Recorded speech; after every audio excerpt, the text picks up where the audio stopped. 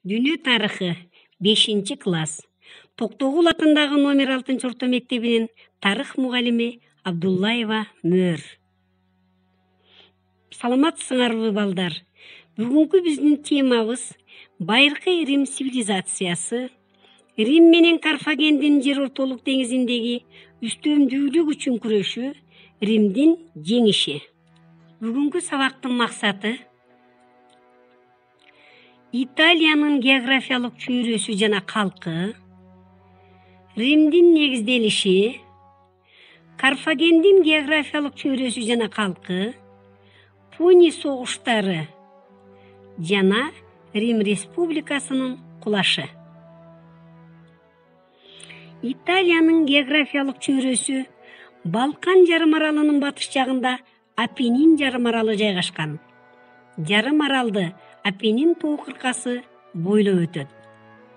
Апеннин жарым аралында темирдин, жездин, курулуш ташынын, чопонун кендери бар. Климаты жылуу жана жаан-чачындуу. Жарым аралдын түштүк бөлүгүн музоолор өлкөсү Италия деп аташкан. Италиянын калкы байыркы убакта ар түрдүү уруулардан турган. Келттер, лигурлар, Италия уруулары, латиндер, самниттер, этрусуктар, сабинилер, самнилер жана башкалар. Бул уруулардын бардыгы италиктер деп аталган. Алардын негизги кесиптери мал чарбачылык, дыйканчылык жана кол өнөрчүлүк болгон. Биздин заманга чейин 753-жылы Рим шаары негизделген. Уламыш боюнча биздин заманга чейин 754-753 жылдары эгиз бир туугандар Ромул менен Рем негиздегендиги айтылат. Кимдир бирөөлөр мыркайларды дарыянын жээгине таштап кетишет. Дарыянын жээгинде аларды эне карышкыр эмизип агат. Бул мыркайларды кийинчерээк бир койчу таап алып багып алган экен. Эр жеткен агайынлер Ромул менен Рем Тибердин жээгине шаар курушат. Ал шаарга Ромулдун аты берилет. Рим шаарына уламышта айтылгандай агайынын эмизген эне карышкырга арналып эстелик тургузулган. Бул эстелик Римдин ыйык белгиси болуп калган. Биздин заманга чейин 8-кылымдын ортосунда Римди падыша жана сенат башкарган. Сенаттын мүчөлөрү сенаторлор деп аталган. Биздин заманга чейин 509-жылы Римдин акыркы каардуу падышасына нараазычылык билдирген эл аны бийликтен кулаткан. Ошентип падышалык бийлик кулап Рим республикасы орногон. Карфагендин географиялык чөйрөсү жана калкы.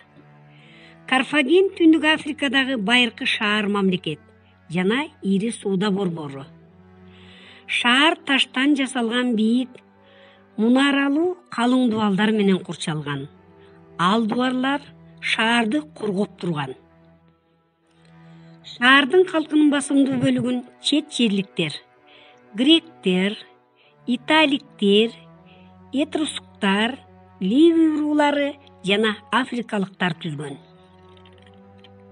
Биздин заманга чейин 3-кылымдын башында Сицилия толук бойдон Карфагендин карамагына өткөн.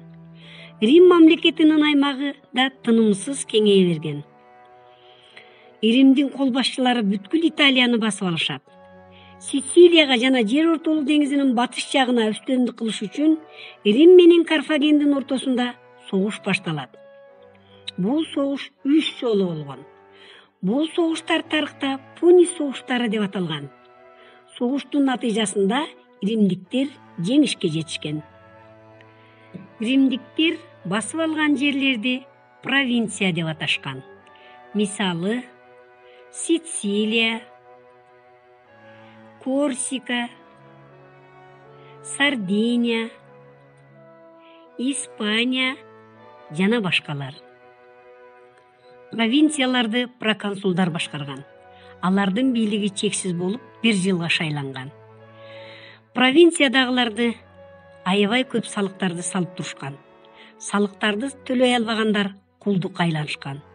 Кулдарды катуу оор жумуштарга иштетишкен. Римдин императору жана диктатору Гай Юлий Цезарь. Алла дегенде аскер трибуну, кийин консул болуп шайланган. Цезарь аскерлеринин акысын көбөйтүп, жер берип, бөлүп берүүгө убада берет. Жалданма аскерлер анын талантын баалашып, анын айтканын аткарууга дайыма даяр турган. Ал өзүнүн аскерлерине таянып, Римдеги бүткүл бийликти колуна алат.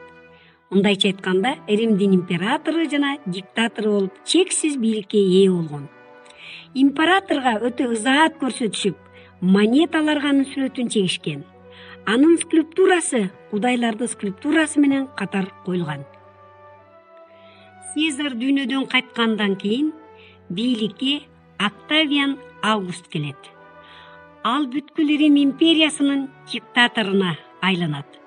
Рим сенаты ага ыйык адам деген титулун ыйгарып, аны мекен атасы деп аташкан. Ал бир топ реформаларды жүргүзгөн. Анын тушунда Рим армиясынын саны 300 миңге жетет. Римде көптөгөн сарайлар, ибадатканалар курулат. Октавиан Август өлгөндөн кийин Кудай деп жарыяланып, ал каза болгон ай анын урматына Август айы деп аталып калган. Биздин замандын 3-кылымында Рим империясы алсыздана баштайт. Мунун негизги себеби императорлордун ортосундагы чыккан чыр-чатактардын натыйжасында. Булар начарлаган империя өзүнүн чек араларын коргой албай калат.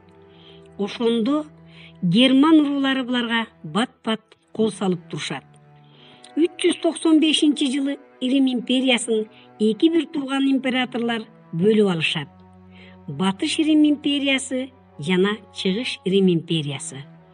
476-жылы германдыктардын кол башчыларынын тез кол салуусунун натыйжасында Батыш Рим империясы кулайт. Мына окуучулар, бүгүнкү биздин темабыз ушуну менен аяктады. Үйгө тапшырма 20-21 параграфты окуп, төмөнкү суроолорго жооп жазгыла. 1. Римдиктер менен карфагендиктер эмне үчүн согушкан? 2. Кандай жерлерди римдиктер провинция деп аташкан? 3. Гай Юлий Цезарь ким болгон? 4. Эмне үчүн Рим империясы экиге бөлүнгөн? Көңүл бөлгөнүңөргө чоң рахмат. Саламатта калгыла.